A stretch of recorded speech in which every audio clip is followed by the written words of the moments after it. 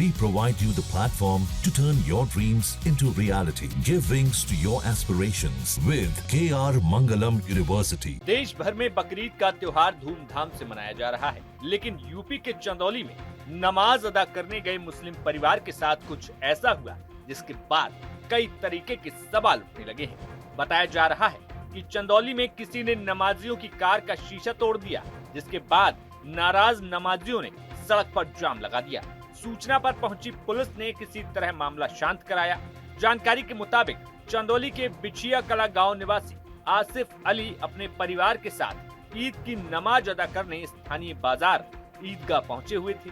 आसिफ ने अपनी कार को सड़क किनारे यूको बैंक के पास खड़ा कर दिया, लेकिन नमाज अदा करने के बाद परिवार वापस कार के पास पहुंचा तो देखा उनकी कार का शीशा पूरे तरीके से क्षतिग्रस्त हो चुका था, जिसके बाद मौके पर हड़कंप मच गया और नमाजियों ने सड़क पर जाम कर दिया। पूरे मसले पर पुलिस का क्या कहना है, अब वो सुन लीजिए। आज चंदौली निवासी एक व्यक्ति बकरीद की नमाज पढ़ने चंदौली ईदगाह में अपनी अर्टिगा कार से आए थे और नमाज पढ़ने चले गए। वापस जब लौटे तो उनके कार का शीशा टूटा हुआ था। इस संबंध में उनके द्वारा बताया गया कि गांव से आते समय एक व्यक्ति से उनका कहा-सुनी विवाद हुआ था। अज्ञात व्यक्ति के विरुद्ध उनके द्वारा तहरीर दी गई है, जिसके संबंध में अभियोग पंजीकृत किया गया है और संबंधित व्यक्ति की संबंध में जानकारी की जा रही है। कानून व्यवस्था संबंधी कोई समस्या नहीं है।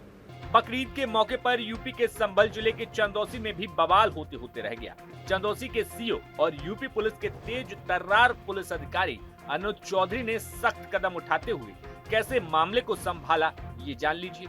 असल में चंदौसी की छोटी ईदगाह में नमाज अदा की जा रही थी, लेकिन नमाजियों की संख्या इतनी ज्यादा हो गई कि कई लोग ईदगाह से बाहर निकलकर सड़क पर नमाज पढ़ने के लिए खड़े होने लगे। मौके पर तैनात सीओ अनुज चौधरी ने तुरंत स्थिति को संभाला। जैसे ही नमाजी सड़क पर खड़े होने लगे, सीओ चौधरी फौरन सामने आए और सड़क पर नमाज अदा करने से साफ मना कर दिया। उन्होंने नमाजियों से अपील की कि उन्हें पास की बड़ी ईदगाह पर जाकर नमाज पढ़ने के लिए निर्देशित किया।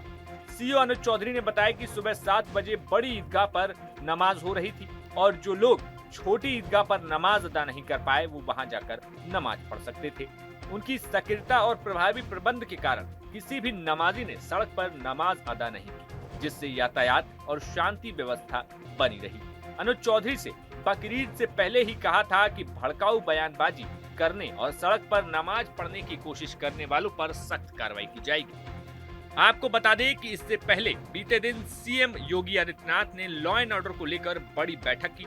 उन्होंने कहा था कि बकरीद पर किसी भी प्रतिबंधित पशुओं जैसे गाय, नीलगाय और ऊंट की कुर्बानी नहीं होनी चाहिए।